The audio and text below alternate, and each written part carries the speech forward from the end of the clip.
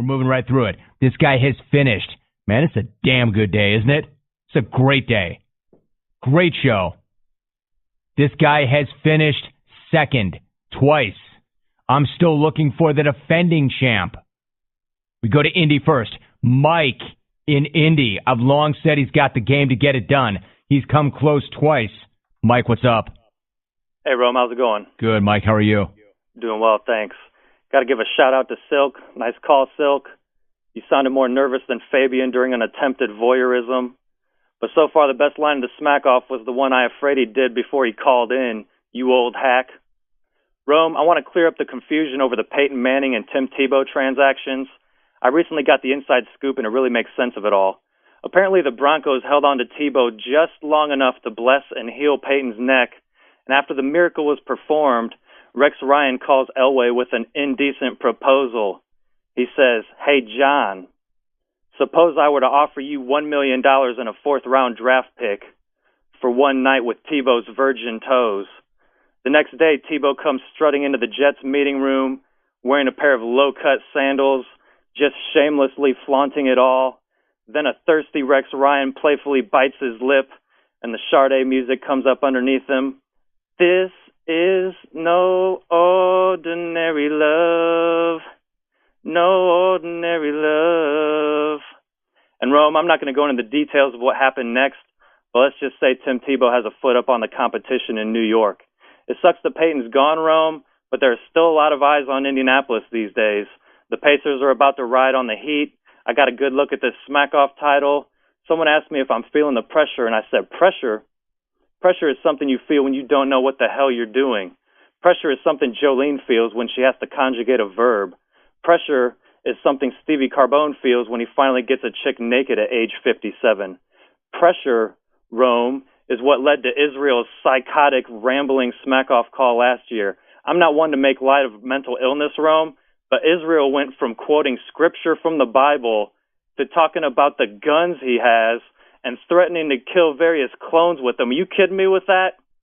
Even though Rome had to intervene on your psychotic rant 7 minutes later, Israel, he still gave you a top 10 finish because he figured the noble gesture might save lives. Nobody's scared of you, though, Israel.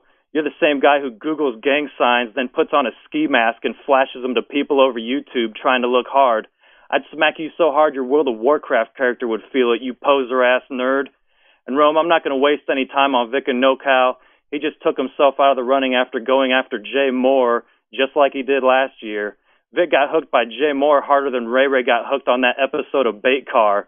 Ray Ray was cruising down the road with a big smile on his dumb face. Then all of a sudden the locks slammed down, the engine cuts off. Man, the look on Ray Ray's face was priceless. I can only imagine Vic had a similar look on his face when he hung up the phone this year. Speaking of disasters, Rome, is it just me or do Brad's last two smack-off photos look like the before and after shots on a Faces of Meth poster? Further compounding Brad's misfortune is the fact he broke the kickstand on his moped, and now he just has to lay it down wherever he goes. Now, most would think that owning a moped itself is disgraceful, but that's actually a sign of prominence for any well-to-do Coronian. But Brad channels these frustrations into campaigning for the rights of non-sports fans, and he does so with the fervor of a NATO protester. Sports takes don't belong in the smack-off, Brad. We can only hope your script writers think otherwise. And I know Brad was lobbying hard behind the scenes for a non-sports option for the price package, a.k.a. the Brad and Corona clause. But if a concert option is what we need to get his full effort, I'm all for it. But the sad truth is, Brad would trade the whole package away for a pair of concert-worn underwear from Justin Bieber. Are you kidding me, Brad? Why don't you just cut to the chase and announce that you're starting a band called Brad and the Coronas? You got Joe in Hollywood singing bass, Joe in the OC to hit the high notes, Greg in Sun Valley for some Peter Frampton sound effects.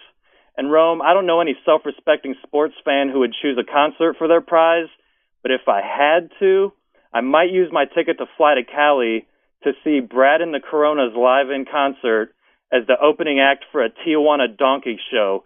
And coincidentally, Brad is the main performer in both acts. I do declare!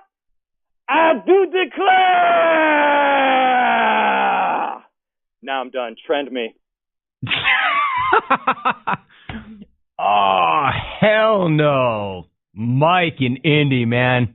Making my job that much tougher. Now what? Now what are you going to do?